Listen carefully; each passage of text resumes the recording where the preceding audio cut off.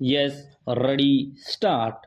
उपाध्यक्ष महोदय, मैं माननीय मंत्री द्वारा लाए गए श्रम विधि संशोधन विधेयक 2011 के समर्थन में बोलने के लिए खड़ा हुआ हूं।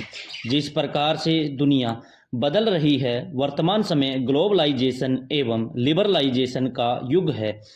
आज भारत को एक महान राष्ट्र बनाने के लिए श्रमिक और प्रबंधक के रिश्तों में सुधार बहुत जरूरी है।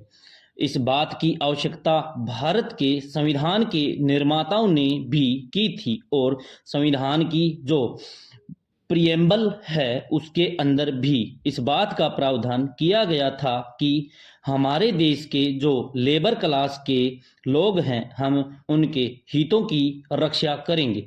उसी बात को आगे रखते हुए संविधान निर्माता बाबा साहब डॉक्टर भीमराव अंबेडकर ने संविधान की धारा में यह जीवन जीने एवं शोषण के खिलाफ लिखने का अधिकार की व्यवस्था की और समय समय पर श्रम सुधार के बहुत से कानून बनाए गए। अंतर्राष्ट्रीय स्तर पर भी वर्ष 1919 से यह सिलसिला शुरू हुआ। संयुक्त राष्ट्र संघ ने भी इस विषय में बहुत से कानून बनाए। आज जो मोदी जी के नेतृत्व में हमारी सरकार बनी है, उसका विजन बिल्कुल क्लियर है। हम चाहते हैं कि जो नियोक्ता है और जो कर्मचारी हैं, वे एक दूसरे के खिलाफ न समझते हुए भारत के निर्माण में अपनी जिम्मेवारी को समझें और इस प्रकार के रिश्ते आपस में डेवलप करें जिससे राष्ट्र उन्नति की ओर जाए।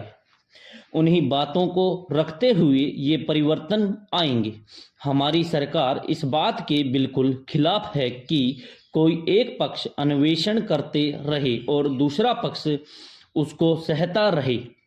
इन सबके खिलाफ भी एक पारदर्शी योजना बनाने के अंतर्गत ही यह बिल लाया गया है। महोदय, एक्ट में पहले से यह प्रावधान है कि 3 सदस्यों में से एक प्रधानमंत्री, दूसरा लोकसभा में विपक्ष के नेता और तीसरा सर्वोच्च न्यायालय के मुख्य न्यायाधीश या उनके द्वारा नामित कोई अन्य न्यायाधीश मिलकर सीबीआई के निदेशक की नियुक्ति करेंगे। परंतु सरकार ने 16वीं लोकसभा के गठन के बाद एक अलग ही नियम बनाकर 10% के आंकड़े का जो खेल खेला है, उसी के परिणाम स्वरूप इस बिल को लाने की आवश्यकता हुई है। अंतोगत्वा सदस्य तो कांग्रेस पार्टी का ही होगा।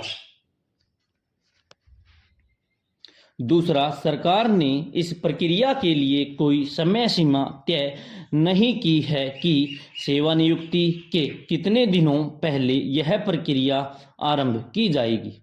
यह भी इस बिल में प्रावधान होना चाहिए। तीसरा, सरकार अब यह व्यवस्था कर रही है कि कोई सदस्य अनुपस्थित है या उसकी सदस्यता कमेटी में नहीं है तो भी सीबीआई के निदेशक की नियुक्ति सरकार कर लेगी। यह तो विरोधाभास लगता है। जब 3 सदस्यों का नियम है तो यह पूर्ण रूपेण प्रावधान हो कि तीनों सदस्यों की उपस्थिति में और रजामंदी से उनके द्वारा सीबीआई के निदेशक की नियुक्ति की प्रक्रिया पूर्ण हो। आशा है कि सरकार इन बिंदुओं का ध्यान रखेगी। उपाध्यक्ष महोदय, आपने मुझे पश्चिम रेलवे के बारे में एक महत्वपूर्ण विषय को उठाने की अनुमति दी है। इसके लिए मैं आपका बहुत बहुत आभारी हूँ। पश्चिमी रेलवे का 60% नेटवर्क गुजरात में होता है। जहाँ तक आमदनी की बात है, सरकारी राजस्व की बात है, चाहे वह सवारी राजस्व हो या भाड़ा राजस्वी हो, गुजरात का इसमें बहुत अहम योगदान है।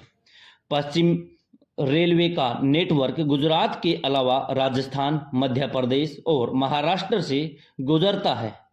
मैं आपके माध्यम से सरकार का ध्यान इस ओर आकर्षित करना चाहता हूं कि पश्चिम रेलवे का हेडक्वार्टर जो मुंबई में है, उसके लिए अगर अहमदाबाद का स्थान लिया जाए तो अहमदाबाद पश्चिम रेलवे के मध्य पड़ता है। इस बारे में गुजरात सरकार ने समय समय पर केंद्र सरकार और रेलवे विभाग का ध्यान आकर्षित किया है। उन्हें इस बारे में कई पत्र लिखे हैं। गुजरात सरकार ने भी अहमदाबाद में मुख्यालय बनाने के लिए जमीन आवंटन की तत्परता दिखाई है। अतः मेरी आपसे प्रार्थना है कि सरकार पश्चिम रेलवे के मुख्यालय को अहमदाबाद में स्थापित करे। उपाध्यक्ष महोदय, चावल निर्यात करने में भारत दूसरे नंबर पर आता है। चीन के बाद भारत ही एक ऐसा देश है जो सबसे ज़्यादा चावल निर्यात करता है, जबकि सबसे ज़्यादा चावल खरीदने वाला देश ईरान है। जब हिंदुस्तान में किसान धान की फसल बोता है और बाजार में बेचने जाता है, उस समय ईरान आयात पर प्रतिबंध लगा देता है, क्योंकि उसी समय ईरान में भी फसल होती है। वह अपने देश के किसानों की फसल को सुरक्षित करने के लिए ईरान आयात पर प्रतिबंध लगा देता है। इस कारण हिंदुस्तान के किसानों की धान का मूल्य लगातार गिरता जा रहा है।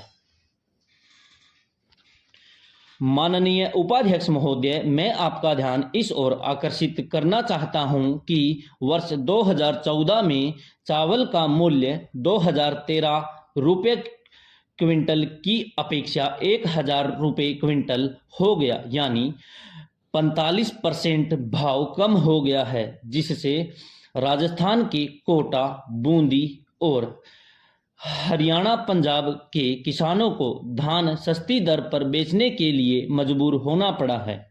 इस संबंध में मंत्री महोदय ने ईरान से बात की है। मेरा निवेदन है कि सरकार तुरंत प्रभाव से बात करे, ईरान आयात पर प्रतिबंध हटाए, ताकि हिंदुस्तान के किसानों की फसल उचित मूल्य पर निर्यात करके उनके मूल्य को बढ़ाया जा सके।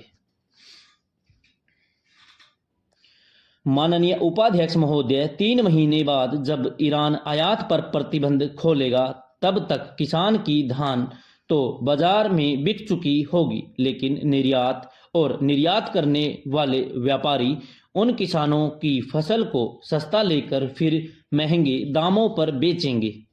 मेरी सरकार से मांग है कि किसानों को सुरक्षित करते हुए तुरंत प्रभाव से ईरान से बात करके आयात पर प्रतिबंध हटाए और किसान को सुरक्षित मूल्य मिले, इसका इंतजाम करे। धन्यवाद।